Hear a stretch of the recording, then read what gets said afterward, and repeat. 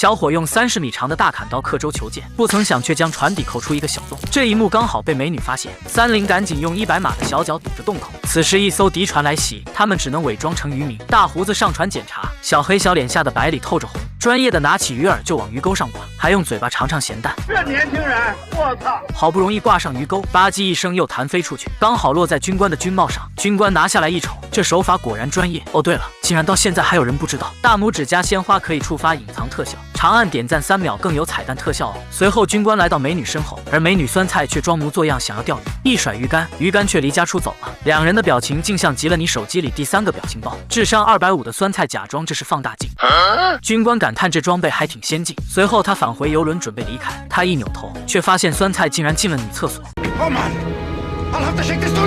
士兵们立马向厕所射击，三菱则抄起机关枪扫死一大片。美女酸菜索性也不装了，一把就扯掉胡子。这边的猪队友一阵瞎突突，结果射击方向却搞反了。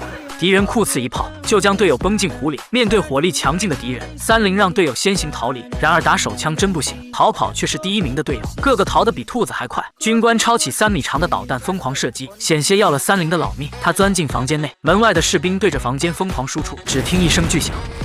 三菱破窗而出，随后端起机关枪一阵突突，不要钱的子弹不断往下掉，没人知道他的子弹到底有多少。在连续射击2小时后，子弹竟堆成了一座小山，敌人也排着队的领子弹，最后子弹终于被他打光了。胡子哥幸灾乐祸的狂笑，不曾想三菱拔下原子弹的拉环向外丢去，胡子哥竟用嘴精准的接住了他，随着一声巨响，直接炸毁了所有的敌军战舰，而三菱也被崩上了天。小伙以2000米的时速一头扎进土里。但有主角光环的加持，小伙竟毫发无伤。美女看到他受伤了，一把就撕开自己的衣服，就帮三菱包扎起来。一旁的队友瞬间眼冒绿光，表示自己的大腿也受伤了。滋啦一声，美女又撕下一块衣服，小黑一瞅，立马咬破自己手指，表示自己血流如注。他又撕下自己的袖子，后面无数的队友正排队准备受伤。好在三菱提醒有任务在身，这才让酸菜保住了衣服。随后几人来到人质关押之地，里面竟然有无数的武装人员。三菱来到一扇肛门前，掏出30米长的大砍刀，刀尖突然长出一把小剪刀，好不容易用1秒钟剪出一个圆，肛门却自己倒了。此刻只有第13个表情包才能表达他的心情。随后队友们贼眉鼠眼的溜进来，卷毛扛起上千斤的意大利炮，白嫩小手礼貌的轻轻敲门，他只想喊他们起床出来尿尿。待敌人出来时，苦吃一拳就将他砸成了250。他一回头发现还有1名哨兵，不管3728一拳弹射起飞砸中他，还摔下万丈深渊。而酸菜也巾帼不让须眉，拿起巴雷特用8倍镜直接瞄准射击，吧唧一下用昊天锤将敌人放倒。一个小喽啰拿着香蕉准备吃2口，却发现一旁的黄毛，他拿起香蕉就想搞偷袭。两人经过一番极限拉扯，黄毛吧唧一声就咬下一口，咣当一下将香蕉打落在地。随后黄毛抄起剪刀手将对方打晕，并贴心的用被子给他盖好。身后的小兵想要偷袭，却踩中香蕉摔了个4脚朝天。这边三菱拿了把弓箭准备搞暗杀，将弓拉满后一发入魂。然而第1箭没中，第2箭没中，第 N 箭后依然没中，气得他牙根直痒痒，伸手往后一摸，却摸了个空气。敌人一回头，哎呦我去，哪个二货剑法竟如此精准？三菱抱起地上的公鸡，将它放在弓箭用力一拉，公鸡竟被拉出3米多长，扑哧一下射向敌人。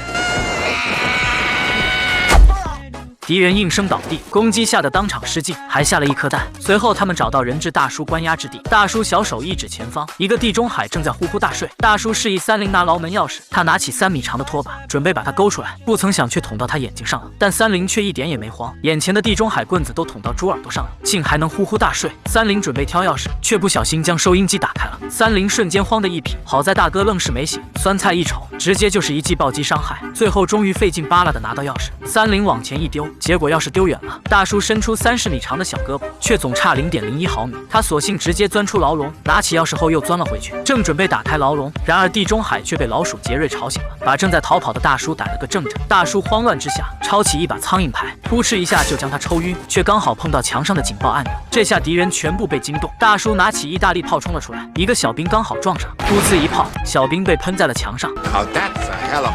这边的三菱救出了所有的人质，无数的士兵蜂拥而来。随后三菱外挂瞬间开启，直接无视子弹伤害，面对面与敌人互射了3个小时。然而一只加菲猫却赶来送人头，三菱和敌人联手将它射成渣渣灰。随后三菱一枪就解决掉对手，此刻的他犹如战神附体，右手边的计数器疯狂地记录着击杀数。纵然他不躲不闪，敌人射出的子弹也休想打到他。敌人一个个撞在枪口上，即使枪里没子弹了，三菱随手抓起一把子弹，直接一甩，几百名敌人瞬间嗝屁。酸菜带着伤员逃跑时，面对身后追来的敌人，酸菜一梭子下去，群演们挣扎半天才倒地，导演气得直跺脚。随后酸菜和三菱顺利会合，没死透的小兵想要打黑枪，酸菜替三菱挡下了子弹。你也许以为他领了盒饭，然而并没有，一块怀表竟挡下了子弹，这让两人感情迅速升温。最后三菱来到敌人的老巢，不曾想却被敌军将领拿枪威胁了。三菱是可忍猪可不能忍，一把就将枪打飞。随后两人进行剑术比拼，三菱用力一砍，却劈在了蜡烛上，蜡烛没事，而剑却断成两半。没有了武器，三菱只能逃跑。危急时刻，总统闪亮登场，却一不小心钻进火炉中。不曾想他的衣服是保姆。